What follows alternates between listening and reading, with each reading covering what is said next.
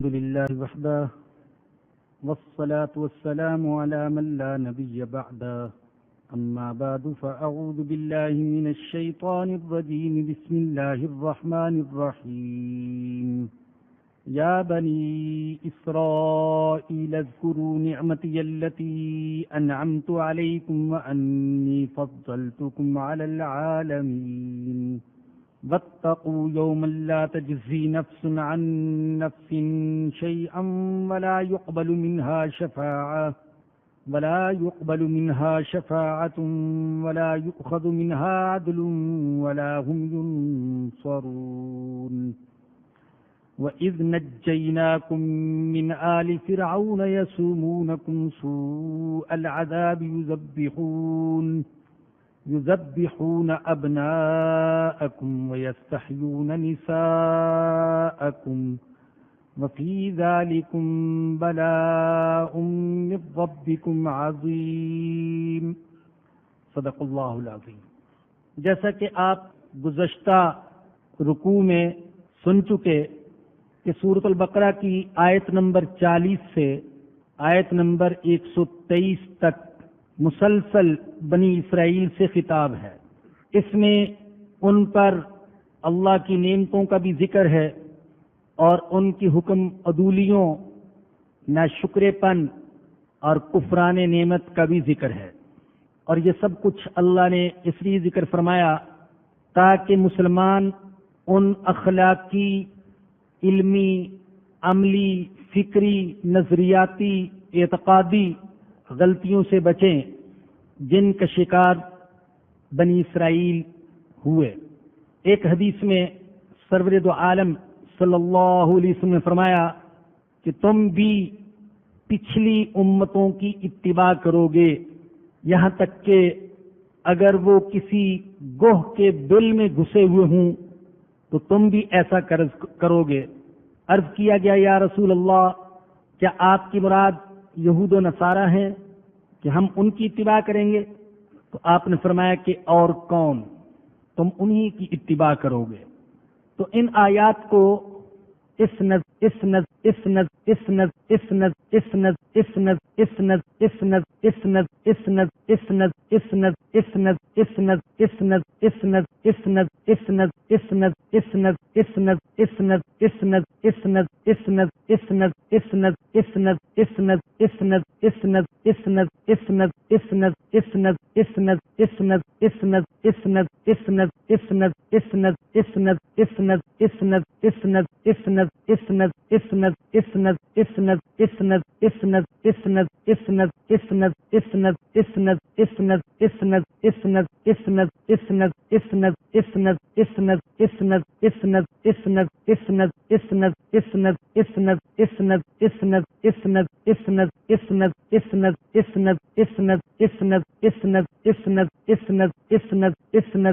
نظر سے بھی اور اس پہلو سے بھی سننے کی ضرورت ہے کہ کہیں ہم بھی تو ان کمزوریوں اور ان غلطیوں اور برائیوں کا شکار نہیں جن کا شکار اپنے اپنے وقت میں یہود و نصارہ ہوئے۔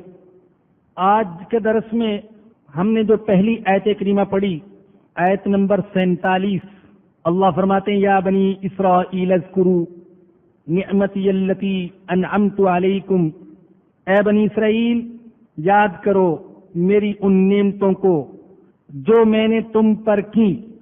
اللہ نے بنی اسرائیل پر بہت ساری نعمتیں نازل فرمائیں، کئی مصیبتوں سے انہیں نجات دی۔ ایسے مواقع پر اللہ نے ان کے لیے اسباب مہیا فرمائے جب وہ اسباب سے یکسر محروم ہو چکے تھے۔ فرعون کے ظلم سے نجات دی، سمندر میں ان کے لیے 12 راستے بنا دیے، صحرا میں تھے بادل کا سایہ مہیا فرما دیا، پیاسے ہوئے پتھر سے 12 چشمے جاری فرما دیے، بھوک نے ستایا کھانے کو کچھ نہ تھا، من سلوا کا انتظام فرما دیا۔ ارض مقدس میں ان کا داخل ہونا اور ارض مقدس کو فتح کرنا ان کے لیے ان کی کمزوریوں کے باوجود آسان کر دیا۔ کثرت کے ساتھ ان کے اندر اللہ نے انبیاء، اولیاء، صلحاء، زہاد، عباد، سلاطین، امراء اور بادشاہ پیدا فرمائے۔ من حیث القوم، کسی بھی قوم کے اندر اتنے انبیاء نہیں آئے۔ ایک خاندان کی حیثیت سے، ایک نسل کی حیثیت سے جتنے انبیاء بنی اسرائیل میں آئے، اور جیسا کہ آپ سن چکے کہ یہ بنی اسرائیل ان کا خاندانی لقب ہے۔ مذہبی اعتبار سے تو وہ یہود ہیں، لیکن نسلی اور نسبی اعتبار سے حضرت یعقوب علیہ السلام کی اولاد، اور اسرائیل یہ حضرت یعقوب علیہ السلام کا لقب تھا، جس کا معنی عبداللہ، اللہ کا بندہ۔ تو بنی اسرائیل یعنی یعقوب علیہ السلام کی اولاد۔ تو اللہ فرماتے کہ میری ان نعمتوں کو یاد کرو جو میں نے تم پر کی۔ میرے بزرگوں اور دوستوں، ہم میں سے ہر ایک کو انفرادی طور پر بھی اللہ کی نعمتوں کو یاد رکھنا چاہیے، اور اجتماعی طور پر بھی اللہ کی نعمتوں کو یاد رکھنا چاہیے۔ میں اگر اپنے بارے میں سوچوں تو بلا مبالغہ کہتا ہوں، ولادت سے لے کر اب تک اللہ کی اتنی نعمتیں مجھ پر نازل ہوئیں، اللہ نے اتنا کچھ عطا کیا کہ جب میں ایک طرف اللہ کی نعمتوں کو دیکھتا ہوں اور دوسری طرف اپنی کمزوریوں کو دیکھتا ہوں تو سر شرم سے جھک جاتا ہے۔ میں اللہ کی نعمتوں کا شکر ادا نہ کر سکا۔ آپ میں سے ہر ایک اللہ کی نعمتوں کو یاد کرے اور یاد رکھا کرے، بھولنا نہیں چاہیے۔ ہم میں سے بہت سے ایسے ہیں جو فقیر تھے، اللہ نے امیر کر دیا۔ بہت سے ایسے ہیں جن کے باپ دادا روٹی کے ایک ایک لقمے کو ترستے تھے، آج اللہ نے ان کو بے تحاشا رزق عطا فرما دیا۔ ان کے بڑوں کے پاس سر چھپانے کے لیے جھونپڑا بھی بڑی مشکل سے ہوتا تھا، آج وہ بنگلوں اور کوٹھیوں میں رہتے ہیں۔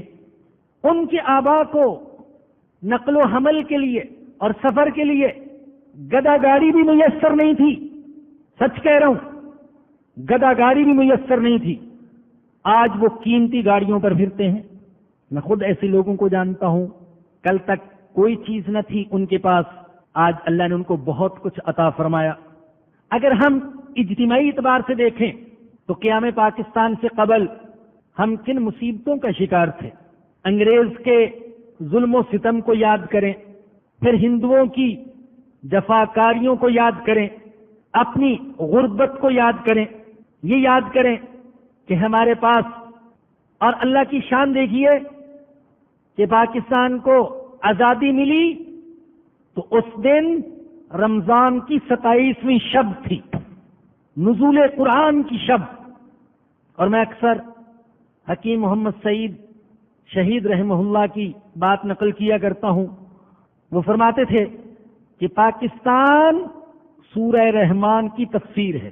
ایسے معلوم ہوتا ہے کہ اللہ ہم پاکستان والوں سے سوال کر رہے ہیں، فَبِأَيِّ آلَاءِ رَبِّكُمَا تُكَذِّبَانِ، تم اپنے رب کی کون کون سی نعمت کو جھٹلاؤ گے؟ یہ جو آپ کو لاقانونیت، مہنگائی، دہشت گردی، علماء کا قتل، خون ریزی، جور و جفا دکھائی دیتا ہے، تو یہ ہمارے اپنے اعمال کا نتیجہ ہے۔ اس سب کچھ میں اس دھرتی کا، اس ملک کا کوئی دخل نہیں ہے۔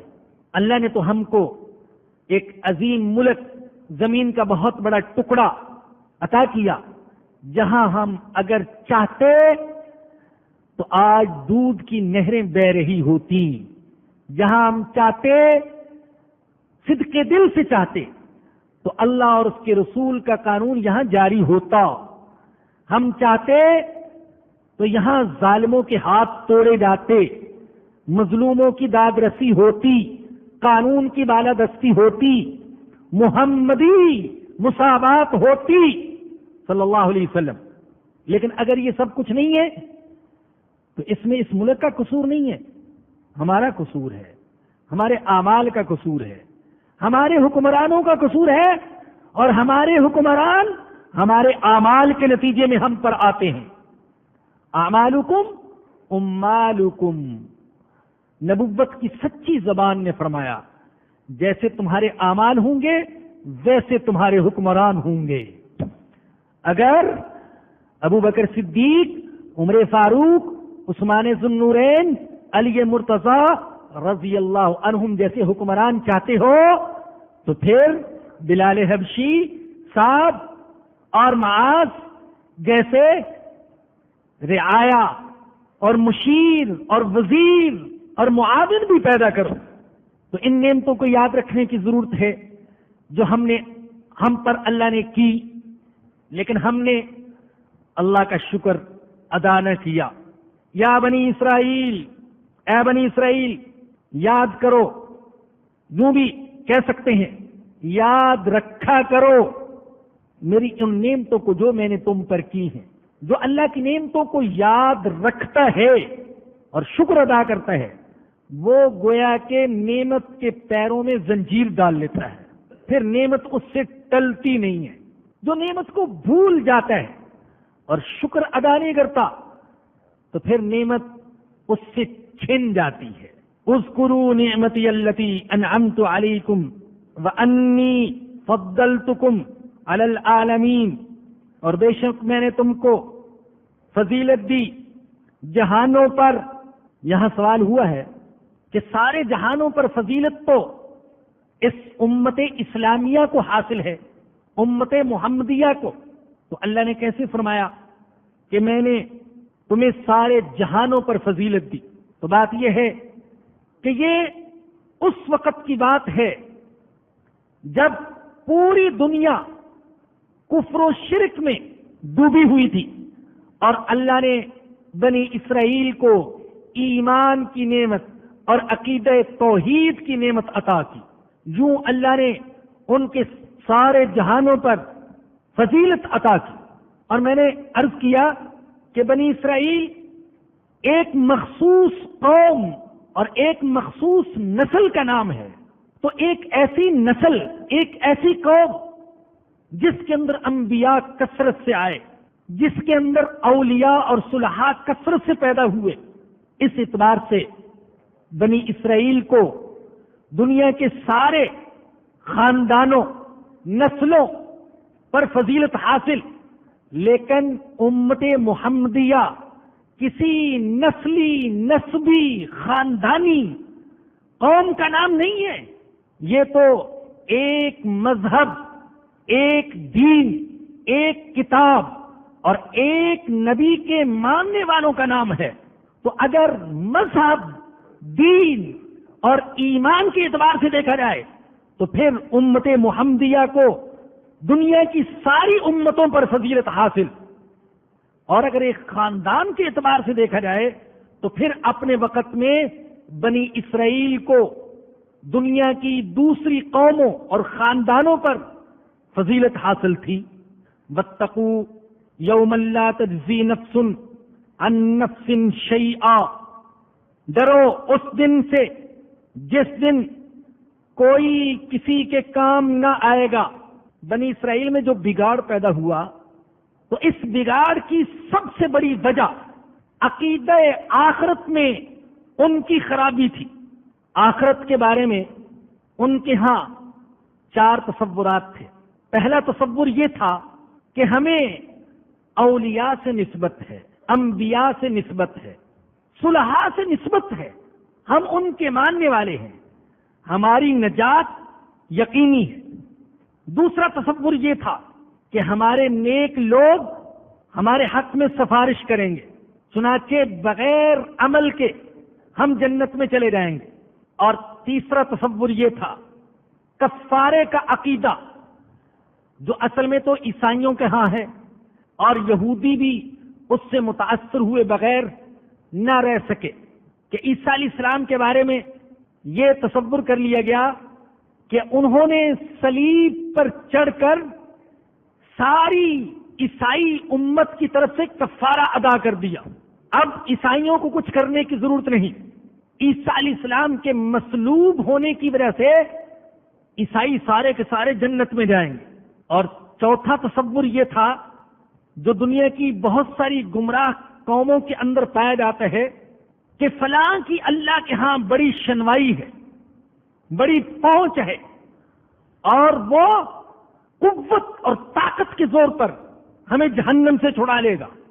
یہ 4 تصور تھے.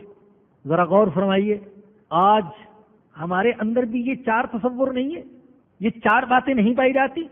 ہم میں سے بہت سارے ہیں جن کا خیال یہ ہے کہ ہم تو لا الہ الا اللہ محمد الرسول اللہ پڑھنے والے ہیں، لہذا ہماری نجات یقینی ہے. کچھ کریں نہ کریں، چاہے کلمہ پڑھ کر ساری زندگی کلمے کے خلاف زندگی بسر کریں، ساری کی ساری زندگی کلمے کے خلاف کہیں تو لا الہ الا اللہ اور جھکے اللہ کے سوا ہر کسی کے سامنے. کہا تو یہ لا الہ الا اللہ، اللہ کے سوا کسی کے سامنے سر نہیں جھکے گا. لیکن عملاً یہ ہو رہا ہے کہ اللہ کے سامنے نہیں جھکتے، سب کے سامنے جھکتے ہیں. مغرب کے سامنے جھکتے ہیں، مشرق کے سامنے جھکتے ہیں، اقتدار کے سامنے جھکتے ہیں، روپے پیسے کے سامنے جھکتے ہیں، خاندان کے سامنے جھکتے ہیں، اور پڑھتے ہیں لا الہ الا اللہ، پڑھتے ہیں محمد الرسول اللہ، جس کا مفہوم کہ زندگی گزاریں گے تو رسول اللہ کے طریقے کے مطابق. لیکن اس پڑھنے کے بعد ہم نے غیروں کے طریقوں کو تو اپنایا لیکن رسول اللہ کے طریقوں کو اختیار نہ کیا. اور گھمنڈ یہ ہے کہ ہم چونکہ کلمہ پڑھنے والے ہیں اس لیے ہماری نجات یقینی ہے.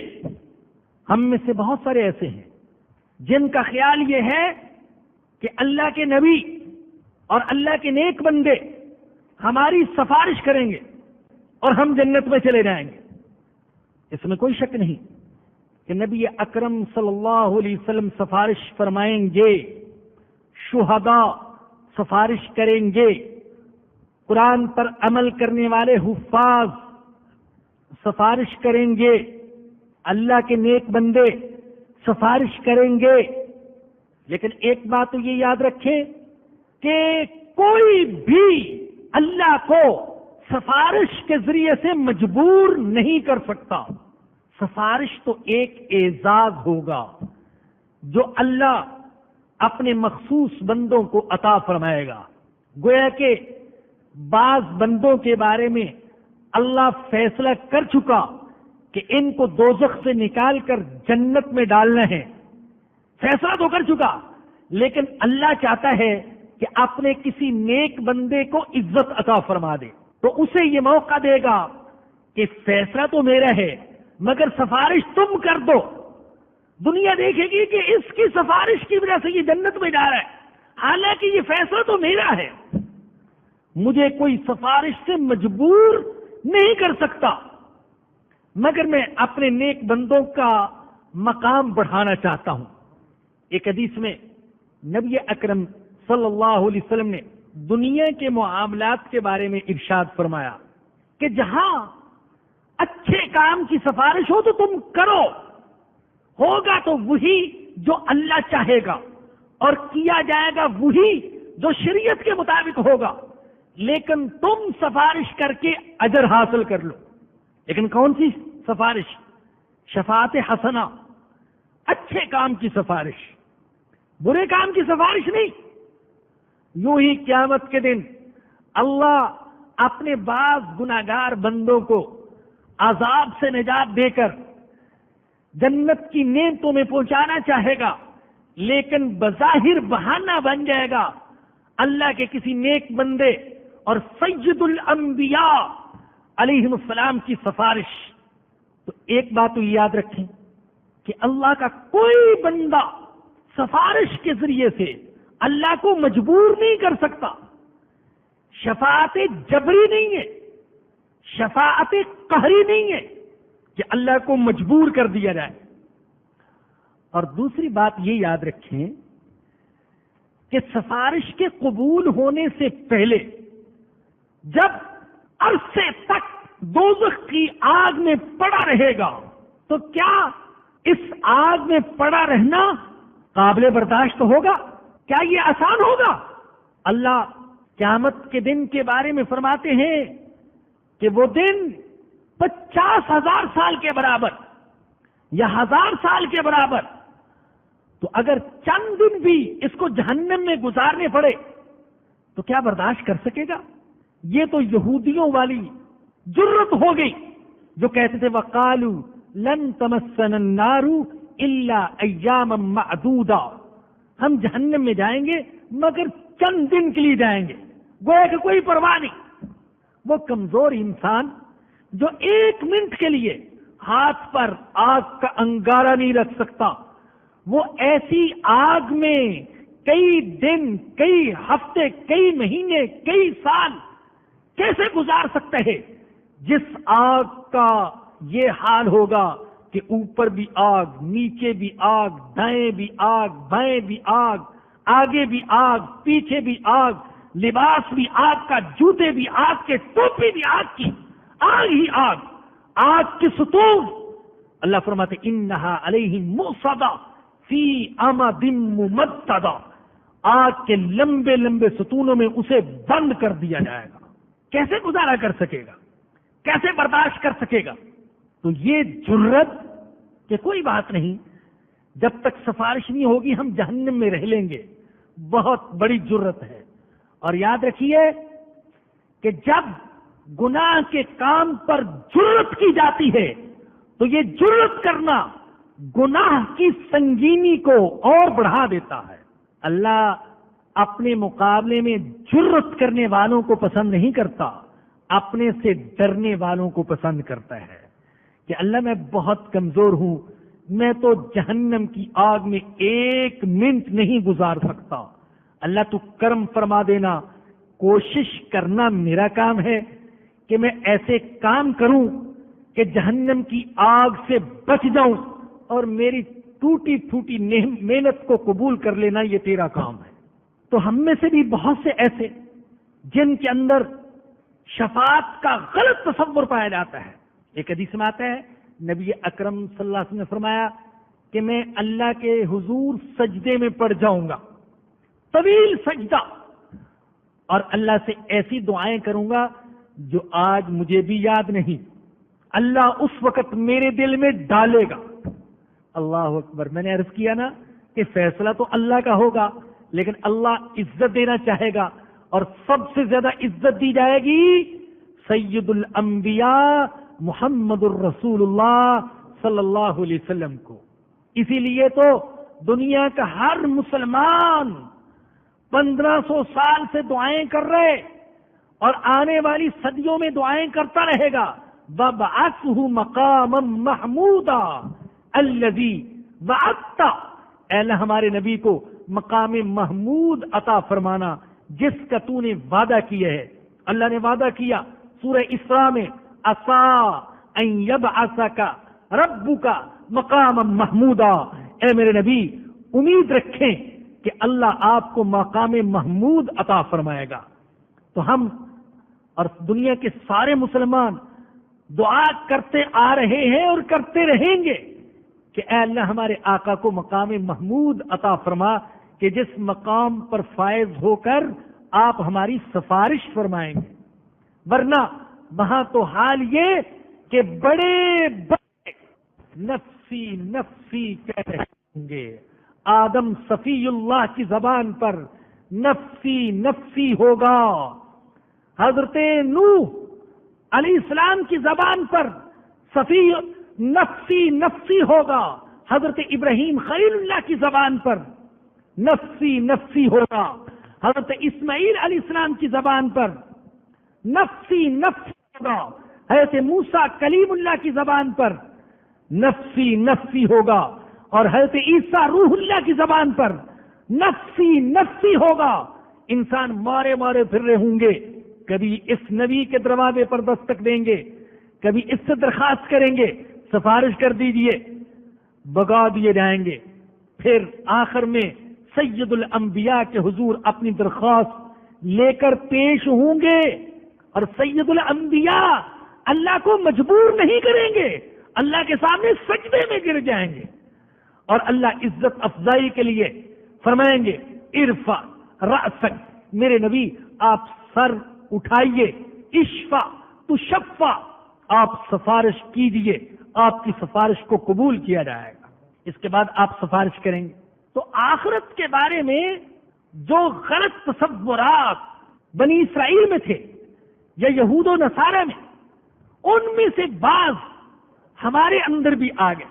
معاف کیجیے گا، معاذ اللہ ثم معاذ اللہ، میں کسی مسلمان کو یہودی یا عیسائی نہیں بنا رہا، نہیں کہہ رہا، لیکن اللہ تو قرآن میں ان کی کمزوریاں اس لیے بیان کرتا ہے تاکہ مسلمان ان سے اپنے آپ کو بچا سکے، اور ہم ان میں سے بعض کمزوریوں میں مبتلا ہو چکے۔ جیسے یہود کا دعویٰ تھا لن يدخل الجنہ الا من کان ہودا، اور نصارہ کا دعویٰ تھا او نصارہ، جنت میں صرف یہودی داخل ہوگا، جنت میں صرف عیسائی داخل ہوگا، بلا تشبیہ بلا تشبیہ، بار بار بلا تشبیہ کہہ رہا ہوں، کہیں مجھ پر فتویٰ نہ لگا دیجیے، بلا تشبیہ کہہ رہا ہوں۔ ہم میں سے ہر فرقہ یہ کہتے ہیں جنت میں صرف ہم جائیں گے اور کوئی نہیں جائے گا۔ ہمارے فرقے سے تعلق رکھنے والا جنتی چاہے اس کے اعمال کیسے بھی کیوں نہ ہو، اور مخالف فرقے سے تعلق رکھنے والا جہنمی چاہے اس کے اعمال کتنے ہی اچھے کیوں نہ ہو۔ یہ تصور غلط ہے کہ کسی مخصوص فرقے سے تعلق رکھنے والا کریکٹر کے اعتبار سے، معاملات کے اعتبار سے کیا گزرا، پرلے درجے کا جھوٹا، فراڈیا، حقوق العباد پر ڈاکہ ڈالنے والا، خائن، چور، اخلاق کے اعتبار سے گرا ہوا، کردار کے اعتبار سے پست، لیکن چونکہ اس کا کسی مخصوص فرقے سے تعلق ہے تو ہم کہتے ہیں یہ جنتی اور دوسرا جہنمی۔ یہ سوچ، یہ تصور غلط ہے۔ اس فرقہ واریت نے بہت سے مجرموں کو چھپا رکھا ہے۔ ہمیں اپنے فرقے کا مجرم بھی عابد اور زاہد دکھائی دیتا ہے، اور دوسرے فرقے کا عابد اور زاہد بھی مجرم دکھائی دیتا ہے۔ یہ سوچ غلط ہے۔ مجرم کو مجرم کہیے، چاہے وہ آپ کی جماعت کا صدر کیوں نہ ہو، اور نیک کو نیک کہیے، چاہے وہ مخالف جماعت کا ایک معمولی سا کارکن کیوں نہ ہو۔ یہ مسلمان کی شان ہے، وہ سچائی کا اقرار کرے۔ تو آخرت کے بارے میں جو غلط تصورات تھے ان کی نفی فرمائی۔ واتقوا یوم لا تجزی، اے لوگو ڈرو اس دن سے جس دن کوئی کسی کے کام نہیں آئے گا۔ یوم یفر المرء من اخیہ وامہ وابیہ وصاحبتہ وبنیہ لکل امرئ منہم یومئذ شأن یغنیہ۔ قیامت کے دن کو دنیا پر قیاس نہ کرو کہ دنیا میں کبھی مجرم کو چھڑایا جاتا ہے ضمانت دے کر، کبھی چھڑایا جاتا ہے سفارش کے ذریعے سے، کبھی چھڑایا جاتا ہے فدیہ دے کر، رشوت دے کر، اور کبھی چھڑایا جاتا ہے طاقت کے زور پر۔ طاقت والے جیلیں توڑ کر بھاگ جاتے ہیں۔ تو قیامت کے دن کو دنیا کے دنوں پر قیاس نہ کرو۔ اے سفارش کے نظام میں ڈوبے ہوئے لوگوں، اے رشوت کے عادی لوگوں، اے اپنے نظام عدل کو تباہ کرنے والے لوگوں، اے پولیس کو جرائم کے راستے پر ڈالنے والے لوگوں، اے حکمرانوں سے غلط توقعات رکھنے والے لوگوں اور اپنی طاقت پر گمنڈ کرنے والے لوگوں، قیامت کے دن کو دنیا کے دن پر اور دنیا کے نظام پر قیاس نہ کرو۔ وہاں کوئی کسی کے کام نہیں آئے گا، ہر ایک اپنا اعمال نامہ اپنے ہاتھ میں لیے ہوئے پیش ہوگا۔ باپ الگ، بیٹا الگ، شوہر الگ، بیوی الگ، نبی الگ، امتی الگ، امام الگ، مقتدی الگ، ہر ایک اپنا اعمال نامہ لیے ہوئے پیش ہوگا۔ لہا ما کسبت ولکم ما کسبتم ولا تسألون عما كانوا يعملون وأن ليس للإنسان الا ما سعى وان سعيه سوف يرى ثم يجزاه الجزاء الاوفى. اعمال نامہ لے کر آئے گا، اس کے مطابق فیصلہ ہوگا. یہ نہیں پوچھا جائے گا کس خاندان سے تعلق ہے، کس فرقے سے تعلق ہے، نہیں. سوال ہوگا اعمال کیا لے کر آئے ہو، ایمان کیسے ہے، نظریات کیسے ہیں، عقائد کیسے ہیں، اخلاق کیسے ہیں. کوئی کسی کے کام نہ آئے گا، نہ سفارش قبول کی جائے گی، نہ فدیہ، نہ کفارہ، اور نہ طاقت کے زور پر کوئی مدد کر سکے گا. وَإِذْ نَجَّيْنَاكُمْ مِنْ آلِ فِرْعَوْنَ يَسُومُونَكُمْ سُوءَ الْعَذَابِ. اور اے بنی اسرائیل یاد کرو جب ہم نے تم کو نجات دی آل فرعون سے، فرعونیوں سے نجات دی. فرعون یہ کوئی ذاتی اور شخصی نام نہیں ہے، بلکہ مصر کے بادشاہوں کا لقب تھا. جیسے ایران کے بادشاہ کو ایک زمانے میں کسرا، روم کے بادشاہ کو قیصر، روس کے بادشاہ کو زار، اور مصر کے والیوں کو خدیو، اور دکن کے والی کو نظام کہا جاتا تھا. اور آج مختلف الفاظ، صدر، وزیر اعظم، چانسلر وغیرہ. تو یوں ہی مصر کے بادشاہوں کو فرعون کہا جاتا تھا. اور دیکھیے قرآن نے کسی ایک بادشاہ کا نام نہیں لیا، بلکہ عہدے کا لقب ذکر کیا. بعض تاریخ دانوں نے یہ ثابت کرنے کی کوشش کی ہے کہ بنی اسرائیل پر جو بادشاہ ظلم ڈھاتے رہے تو ایک بادشاہ نہیں تھا، دو بادشاہ تھے. اگر بالفرض دو بادشاہ بھی ثابت ہو جائیں تو قرآن کی سچائی پھر بھی قائم رہتی ہے، اس لیے کہ قرآن نے کسی ایک فرد کا نام نہیں لیا، بلکہ عہدے کا جو لقب تھا وہ ذکر کیا. ہم نے تم کو نجات دی فرعون والوں سے، مصر کے بادشاہ کے ماننے والوں سے، اور اس کی پولیس سے، اور اس کے فوج سے ہم نے تم کو نجات دی. کہا جاتا ہے کہ مصر کے بادشاہ نے کوئی خواب دیکھا، تعبیر بتلانے والوں نے اور نجومیوں نے یہ بتایا کہ بنی اسرائیل میں ایک بچہ پیدا ہوگا جو تمہارے اقتدار کے لیے خطرہ بنے گا. اس نے حکم دے دیا بنی اسرائیل میں جو لڑکا پیدا ہو اس کو ذبح کر دیا جائے. چنانچہ ہزاروں بچے ذبح کر دیے گئے ایک اقتدار کی خاطر، اقتدار کو بچانے کے لیے. یہ اقتدار کا چسکا بہت بری چیز، چاہے ایک ملک کا اقتدار ہو اور چاہے پوری دنیا پر اقتدار کا خواب ہو. جیسے امریکہ بہادر دیکھ رہا ہے، اقتدار کی خاطر ہزاروں اور لاکھوں کا خون کرنا روا رکھا جاتا ہے.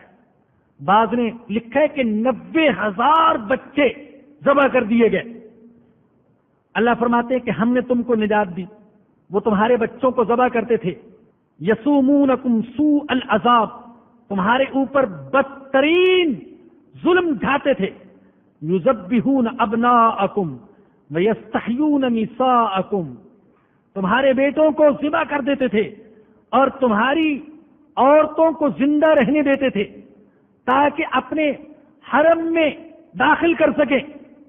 یہ بات تو آپ نے سنی ہوگی کہ فرعون نے اپنے اقتدار کو بچانے کے لیے ایک موہوم سے خطرے کے تحت بنی اسرائیل کے ہزاروں بیٹوں کو ذبح کر دیا. لیکن آپ کی معلومات میں اضافے کے لیے ایک اور بات عرض کر رہا ہوں. بعض مفسرین نے لکھا ہے کہ بنی اسرائیل کے بچوں کا قتل 2 دفعہ ہوا. ایک تو اس وقت جب فرعون نے خواب دیکھا، درباریوں نے تعبیر بتلائی، تو اس نے بنی اسرائیل کے بیٹوں کو ذبح کرنا شروع کر دیا. اور دوسرے اس وقت جب سیدنا موسیٰ علیہ السلام نبی بن کر آئے تو بنی اسرائیل کی افرادی قوت کو توڑنے کے لیے فرعون نے ان کے بیٹوں کو قتل کرنے کا حکم دیا. ان کی افرادی قوت کو کم کرنے کے لیے گویا کہ وہی کام کیا جو آج کے فرعون کر رہے ہیں۔ آج کے فرعون خاندانی منصوبہ بندی کے نام پر مسلمانوں کی تعداد کو کم سے کم تر کرنا چاہتے ہیں۔ ان کا مقصد مسلمانوں کو معاشی طور پر خوشحال کرنا نہیں ہے، ہرگز نہیں۔ مسلمانوں کے معیار زندگی کو بلند کرنا ان کا مقصد نہیں ہے، بلکہ وہ مسلمانوں کی افرادی اور عددی کثرت سے گھبرائے ہوئے ہیں، لیکن انہوں نے خاندانی منصوبہ بندی کا راستہ اختیار کیا، اور اس میں بھی بعض اوقات واقعتاً بچوں کو قتل کیا جاتا ہے۔ خاندانی منصوبہ بندی کے تو مختلف طریقے، ان میں سے بعض طریقے اسقاط حمل وغیرہ کے ایسے بھی ہیں جن میں واقعتاً بچوں کو قتل کیا جاتا ہے۔ اس راستے پر ڈال دیا مسلمان قوم کو۔ اس میں شک نہیں، عورت کی صحت کو برقرار رکھنے کے لیے، تربیت کے نظام کو بہتر کرنے کے لیے، بعض دوسرے عوارض کی وجہ سے بچے کم پیدا کرنا یہ جائز ہے۔ زیادہ بچے پیدا کرنا کوئی فرض نہیں ہے، واجب بھی نہیں ہے، لیکن یہ جو سوچ ہے پیچھے مغرب کی سوچ، یہ سوچ غلط ہے، یہ سوچ صحیح نہیں۔ تو فرعون نے دوسری بار جو قتل کرنا شروع کیا بنی اسرائیل کے بچوں کو، تو اس وقت جب سیدنا موسیٰ علیہ السلام نبی بن کر آئے تو ان کی افرادی قوت کم کرنے کے لیے ذبح ابنا کا پروگرام تیار کیا۔ اللہ نے فرمایا کہ ہم نے تم کو نجات دی، وہ تمہارے بیٹوں کو ذبح کرتے تھے اور تمہاری عورتوں کو زندہ رکھتے تھے۔ بنی اسرائیل جب ہجرت کر کے مصر آئے تھے تو تعداد ان کی صرف 72 تھی، اور 4-5 صدیوں کے بعد جب وہ مصر سے نکلے تو ان کی تعداد 6,70,000 ہو چکی تھی۔ اور ایک نقطے کی بات کہہ رہا ہوں، یہاں لفظ استعمال ہوا نجیناکم، ہم نے تم کو نجات دی۔ جو عربی زبان کی تھوڑی بہت شد بدھ رکھتے ہیں وہ جانتے ہیں کہ یہ باب تفعیل کا صیغہ ہے، اور تفعیل کے اندر تدریج کا معنی پایا جاتا ہے کہ ہم نے تمہیں بتدریج آل فرعون سے نجات دی، بتدریج نجات دی۔ اب دیکھیے بعض تاریخ دانوں نے یہ لکھنا شروع کیا کہ بنی اسرائیل سارے کے سارے بیک وقت مصر سے نہیں نکلے، بلکہ تھوڑے تھوڑے کر کے نکلتے رہے، اور ان کا بڑا گروہ جو تھا وہ حضرت موسیٰ علیہ السلام کی قیادت میں مصر سے نکلا۔ اگر بالفرض یہ تحقیق کبھی ثابت ہو گئی تو قرآن کا یہ لفظ استعمال کرنا بھی اس کے اندر ایک حسن پیدا کر دے گا۔ وَإِذْ نَجَّيْنَاكُمْ، ہم نے تم کو بتدریج نجات دی آل فرعون سے۔ وہ تمہارے اوپر بدترین ظلم کرتے تھے، تمہارے بیٹوں کو ذبح کرتے تھے اور تمہاری عورتوں کو زندہ رہنے دیتے تھے۔ وَفِي ذَلِكُمْ بَلَاءٌ مِّن رَبِّكُمْ عظیم، اور اس میں مصیبت تھی تمہارے رب کی طرف سے بہت بڑی۔ وَإِذْ فَرَقْنَا بِكُمُ الْبَحْرَ، اور یاد کرو جب ہم نے تمہارے لیے سمندر پھاڑ دیا۔ فَأَنْجَيْنَاكُمْ، پس ہم نے تم کو نجات دے دی۔ جب بنی اسرائیل مصر سے نکلے، رات کا وقت تھا، راستہ بھول گئے، جانا کسی اور طرف چاہتے تھے، چلے گئے کسی اور طرف، دیکھا تو سامنے یعنی مشرق کی طرف بحر قلزم، اور پیچھے جو مڑ کر دیکھا مغرب کی طرف، تو فرعون کی کئی لاکھ افراد پر خون خار فوج۔ اسرائیلی جن کا ایمان ابھی اتنا پختہ نہیں ہوا تھا، جب آگے سمندر کو دیکھا، بحر قلزم کو دیکھا اور پیچھے فرعون کی فوج کو دیکھا تو گھبرا گئے۔ فلما ترا الجمعان قال اصحاب موسیٰ، موسیٰ علیہ السلام کے ساتھیوں نے کہا انا لمدرکون، ہم تو پکڑے گئے، اے موسیٰ مروا دیا۔ اللہ اکبر، इन्ना लमुद्रकून, अरे मारे गए। आगे बढ़ते हैं तो समुंदर, पीछे हटते हैं तो फिरऔन की खूनखार फौज। और अल्लाह के नबी क्या कहते हैं? अल्लाह का नबी जिसका अल्लाह के वादों पर यकीन कामिल था, अल्लाह के नबी कहते कल्ला, हरगिज नहीं, नहीं, मैं नहीं मारा जाऊंगा। इन्न मइय रब्बी, मेरे साथ मेरा रब है। सयहदीन, मेरा रब मेरी हिदायत करेगा, वो मुझे रास्ता दिखाएगा। यहां एक नुक्ते की बात यह है कि हजरत अबू बकर सिद्दीक भी घबरा गए थे गारे सौर के अंदर दुश्मनों के कदम देखकर, और कहा था कि या रसूलल्लाह हम तो पकड़े गए, गमगीन हो गए थे, लेकिन गम अपना न था, हुजूर का गम था। हजरत मूसा ने कहा था इन्न माइया रब्बी, मेरे साथ मेरा रब है, और हुजूर ने अबू बकर सिद्दीक के चेहरे पर तफक्कुरात देखकर कहा था ला तहज़न, अबू बकर गम न कर, इन्नल्लाह माना, अल्लाह हमारे साथ है। मूसा अलैहिस्सलाम ने कहा अल्लाह मेरे साथ है, हुजूर ने फरमाया अबू बकर अल्लाह हमारे साथ है। ला तहज़न इन्नल्लाह माना, अल्लाह हमारे साथ है। तो है तो मूसा अलैहिस्सलाम ने फरमाया नहीं, ऐसा नहीं होगा, अल्लाह मुझे बेयारो मददगार नहीं छोड़ेगा। चुनाचे अल्लाह ने हुक्म दिया, ए मूसा इस बहरे कुलजम पर अपनी लाठी मारिए। लाठी मारी और रास्ते बन गए, पानी छट गया, पानी की दीवारें खड़ी हो गई। कैसे खड़ी हो गई, कैसे रास्ते बन गए, ये कैसे हुआ, क्यों हुआ? ये सवाल इंसानों से किया जाता है, ये सवाल इंसानों के रब से नहीं किया जाता। कैसे किया अल्लाह तूने, क्यों किया अल्लाह तूने? वो अल्लाह कादिर, वहां हर चीज मुमकिन है। नामुमकिन और मुमकिन की तकसीम तो हमारे लिए है, अल्लाह के लिए ये तकसीम नहीं है। मौजज़ा बरहक, लेकिन ये ऐसा भी मौजज़ा नहीं है कि इसकी कोई मिसाल हमें दुनिया में ना मिलती हो। दुनिया में भी इसकी बाज मिसालें अल्लाह दिखा देता है। यूं तो दुनिया के कई खित्तों में हो चुका, लेकिन मैं आपको हवाला दे रहा हूं मौलाना अब्दुल माजिद दरियाबादी की तफसीर का, अंग्रेजी में भी है, उर्दू में भी है। उन्हें हवाला लिखा 1934 में बहार में जलजला आया तो पटना शहर में लोगों ने देखा दिन के 2:30 बजे कि गंगा का पानी 5 मिनट के लिए बिल्कुल गायब हो गया।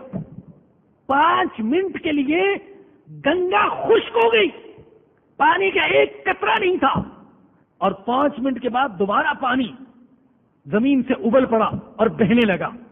तो अल्लाह इन मौजज़ात की झलक बाज़ औक़ात दिखा देते हैं ताकि इंसान को ये यकीन आ जाए कि वाकई अल्लाह यूं कर सकते हैं। तो अल्लाह ने रास्ते बना दिए, गुजर गए बनी इसराइल सारे के सारे। फिरऔन अपना लाओ लश्कर लेकर पीछे, देखा देखी उसने भी अपने लश्कर को और अपने घोड़े दरिया में डाल दिए और पानी की दीवारें आपस में मिल गई। व अग़रक़ना आल फिरऔन, और हमने आले फिरऔन को, फिरऔन वालों को गरक कर दिया।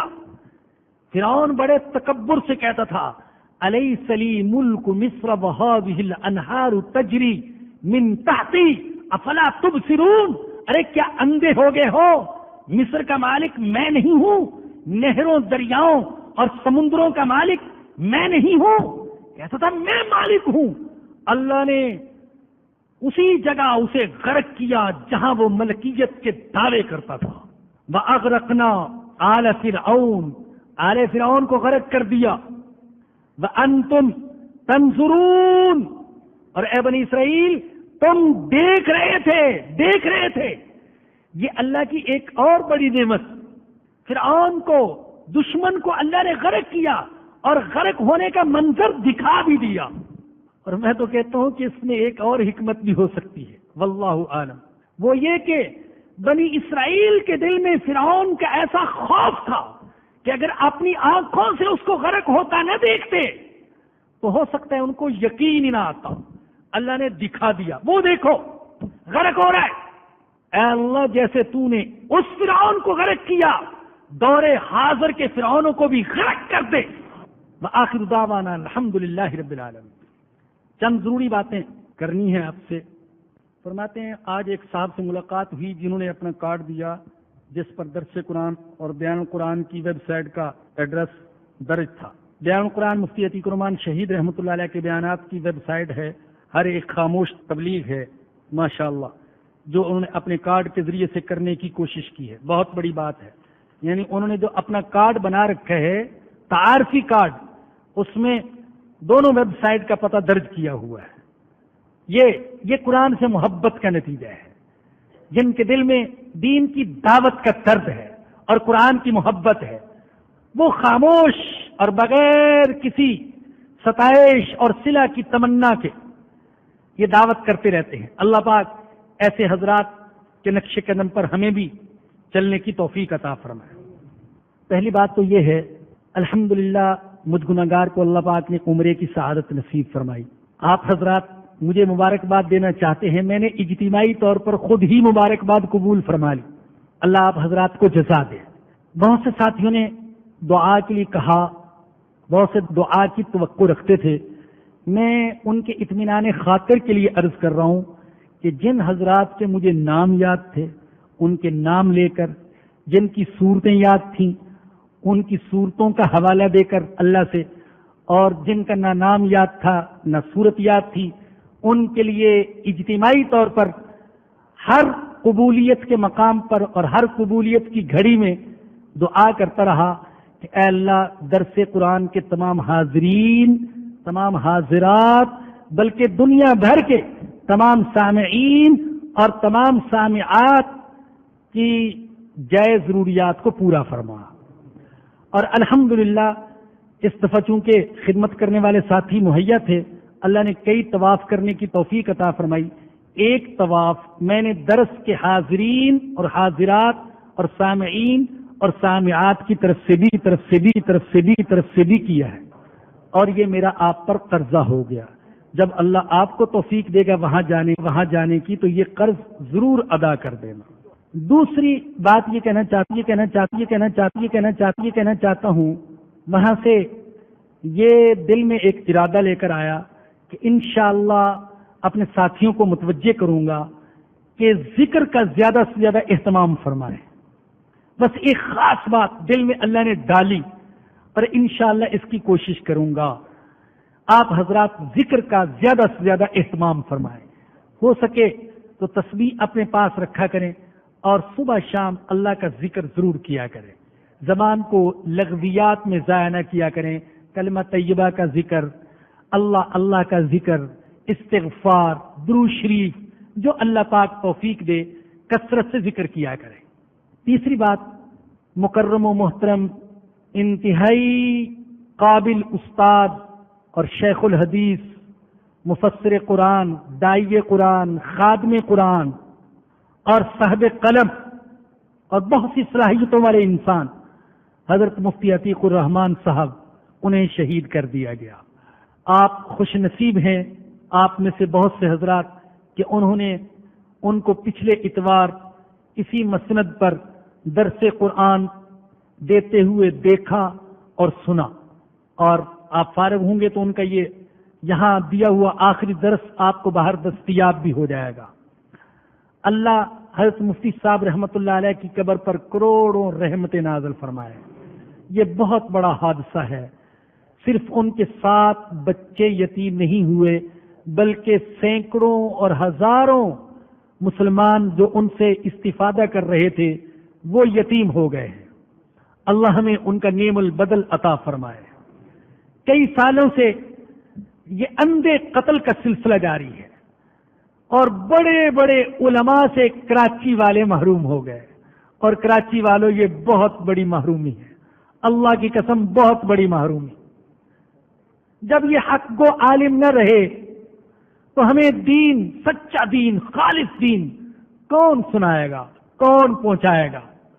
حضرت مولانا علی الرحمان درخواستی کو شہید کیا گیا، حضرت مولانا محمد یوسف لدھیانوی صاحب رحمۃ اللہ علیہ کو شہید کیا گیا، ڈاکٹر حبیب اللہ مختار، حضرت مفتی عبدالسمیع صاحب، حضرت مولانا عنایت اللہ صاحب، حضرت مفتی محمد اقبال صاحب، حضرت مفتی نظام الدین صاحب شام زئی نور اللہ مرقدہ، اور مولانا نذیر احمد پونسوی صاحب، حضرت مفتی محمد جمیل خان صاحب، اور اب آخر میں حضرت مولانا مفتی عتیق الرحمان صاحب. نہ معلوم یہ سلسلہ کہاں جا کر رکے گا. یاد رکھیے کہ علماء کا وجود علم نبوت اور علم قرآن کی بقا کا ضامن ہے. اسی لیے نبی اکرم صلی اللہ علیہ وسلم نے ہم جیسوں کو علماء کی اہمیت اور فضیلت ذہن نشین کرانے کی کوشش کی ہے. کہیں تو اللہ کے نبی نے فرمایا العلماء ورثۃ الانبیاء، علماء انبیاء کے وارث ہیں. کسی حدیث میں اللہ کے نبی نے فرمایا لوگوں میں سے سب سے زیادہ قریب نبوت کے درجے کے وہ اہل علم ہیں اور اہل جہاد ہیں. کسی حدیث میں اللہ کے نبی نے فرمایا کہ ایک عالم اور فقیہ اور مفتی وہ شیطان پر 1000 عبادت کرنے والوں سے زیادہ بھاری ہے. اور ایک حدیث میں اللہ کے نبی نے فرمایا کہ لوگوں اے میرے امتیوں، یا عالم بنو یا طالب علم بنو یا علم کے سننے والے بنو، چوتھی چیز نہ بننا. یا عالم بنو یا متعلم بنو یا علم کے سننے والے بنو، چوتھے نہ بننا ورنہ ہلاک ہو جاؤ گے. کیا فضیلتیں ہیں جو اللہ کے نبی نے بیان فرمائی. خدا را اہل علم کی قدر کیجیے، علماء کی قدر کیجیے. یقین جانے کہ اب تو ہر طرف خزاں ہی خزاں دکھائی دیتی ہے. سناٹا، خاموشی، اندھیرا، ٹمٹماتے ہوئے چراغ ہیں جو بجھ بھی رہے ہیں اور بجھائے بھی جا رہے ہیں. اللہ ہمیں علماء حق کی قدر کرنے کی توفیق عطا فرمائے. وآخر دعوانا الحمد للہ رب العالمین. الحمد للہ رب العالمین والصلاة والسلام على سید الانبیاء والمرسلین. ربنا ظلمنا انفسنا وان لم تغفر لنا وترحمنا لنكونن من الخاسرین. اللہ ہمارے گناہوں کو معاف فرما دے. اللہ تیری عبادت اور بندگی کا حق ادا نہ ہو سکا، اللہ معاف فرما دے. اللہ تیری نعمتوں کی کوئی انتہا نہیں مگر ہم شکر ادا نہ کر سکے، اللہ ہمیں معاف فرما دے. اللہ ہمیں شکر کرنے والے بندے بنا دے. اللہ کفران نعمت سے بچا لینا، اللہ نہ شکر پن سے بچا لینا، اللہ یہود و نصارہ کے نقش قدم پر چلنے سے بچا لینا. اللہ کرم فرما دے، اللہ رحم فرما دے، اللہ معاف فرما دے. اللہ جتنے بھی علماء حق تیری راہ میں شہید ہوئے اور یہ قریب کے شہید حضرت مفتی عتیق الرحمان صاحب، اللہ ان سب کی قبروں پر کروڑوں رحمتیں نازل فرما. اللہ ان کی کمزوریوں کو معاف فرما، اللہ ان کے درجات کو بلند فرما. اللہ انہوں نے دین کی دعوت کے اور قرآن کے درس کے جو سلسلے شروع کیے، یا اللہ ہمیں ان سلسلوں کو باقی رکھنے، جاری رکھنے کی توفیق عطا فرما. اللہ کرم فرما، اللہ ہماری حفاظت فرما. اللہ تیرے سوا کوئی محافظ نہیں، اللہ حفاظت فرما. اللہ دشمنوں سے، حاسدوں سے، چوروں سے، ڈاکوؤں سے، اللہ کافروں کے غلاموں سے اللہ ہماری حفاظت فرما. اللہ آج تیرے عطا کردہ اس ملک میں، اس سرزمین میں قرآن اور حدیث کا پیغام پہنچانا بھی جرم بن گیا. اللہ معاف فرما. اللہ ہمارے حکمرانوں کو ہدایت دے. اللہ ہم سب کو علماء حق کی قدر کرنے کی توفیق عطا فرما. اللہ جو لوگ بھی تیرے دین کی دعوت میں مصروف ہیں، اللہ تو ان کی حفاظت فرما. اللہ تو ان کی ضروریات کا کفیل بن جا.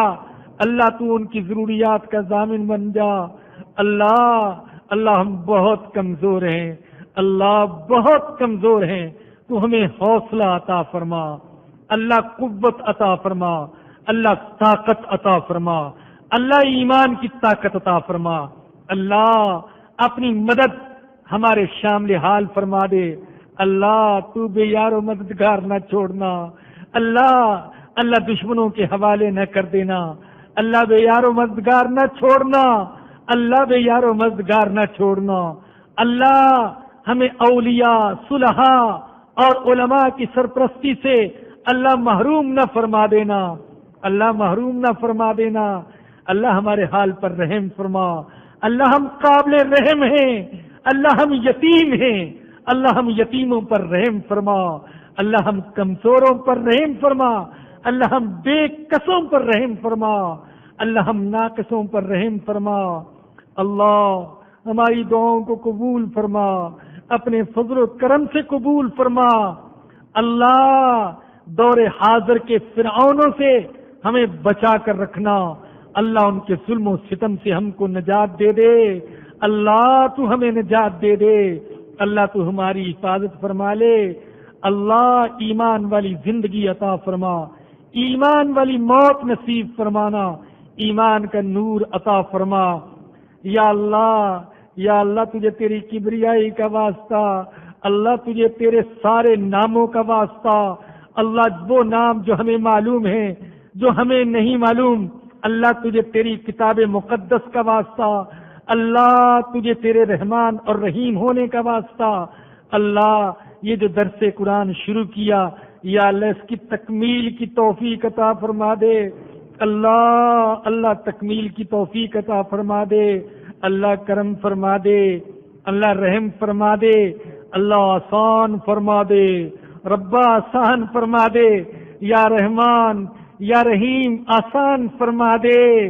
اے ابو جہل و ابو لہب سے محمد الرسول اللہ کی حفاظت کرنے والے اللہ، اے فرعون سے موسیٰ علیہ السلام کی حفاظت کرنے والے اللہ، ہماری حفاظت فرما۔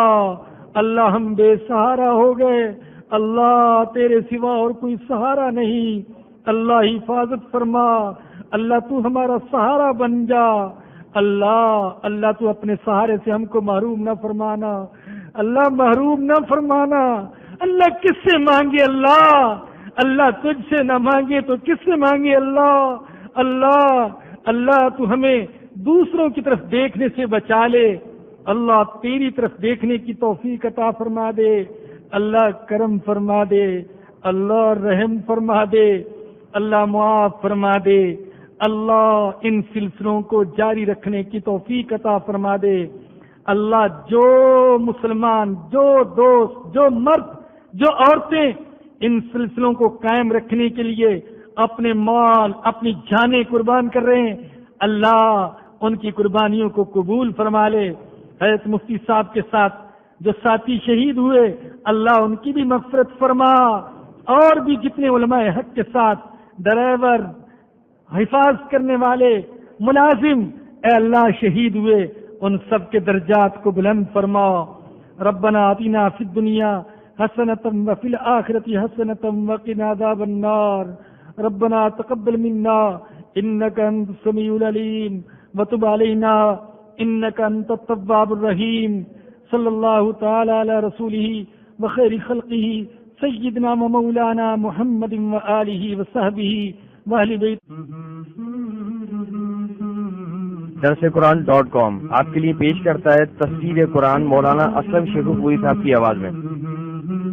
اور اللہ کہتا ہے یاد کرنے کے لیے آسان، پڑھنے کے لیے آسان اور سمجھنے کے لیے آسان۔